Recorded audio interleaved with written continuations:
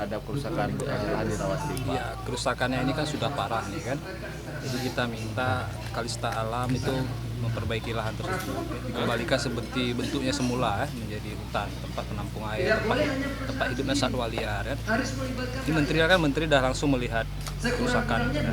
Dan malah ada pihak Kalista Alam sendiri sudah mengakui bahwa mereka itu belum ada izin, tapi langsung mengerjakan lahan.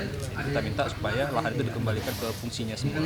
Nah, kira-kira berapa yang rusak yang masuk ke ekosistem itu? Sebenarnya banyak ya, tapi kan yang kita persoalkan sekarang kan izin yang baru luas 1.605 hektar itu yang kita sekarang ini kita persoalkan. Ini akan menjadi contoh kasus bagi yang lain. Kalau ini berhasil kita kembalikan ke bentuk semula, maka yang lain itu akan mulai pelan-pelan lah kita kembalikan juga. Karena ini yang nyata-nyata sekali salahnya. Itu dampaknya terhadap satwa.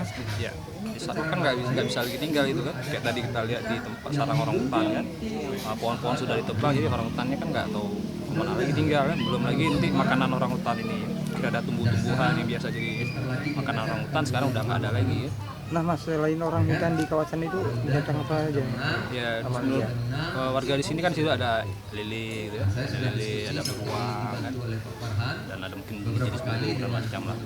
Jadi kita yakin banyak hewan ya. Kalau namanya hutan, kalau udah ada hutan udah pasti banyak hewan. Karena termasuk sebagai karbon Iya, penghasil karbon. Yang namanya hutan gambut ini kan hutan gambut itu sebagai penyimpan karbon. Penyimpan karbon terbesar dibanding jenis-jenis hutan yang lain. Kira-kira kedalaman gambutnya itu berapa Lebih 3 meter. Lebih 3 meter ya? Malah sangat mudah mengukurnya. Jadi kalau kawan-kawan punya kayu tinggal dicolok kan, itu lebih 3 meter. Dan itu sudah diteliti oleh peneliti dari IPB kemarin. Berapa luas kawasan Rawatripa ini? Rawatripa ini sebenarnya luas kan, tapi yang kita persoalkan itu yang 1.605 itu tadi. Namanya Pak? Namanya Pak? Saya Muhammad Nizar, M. Nizar Abdurrani.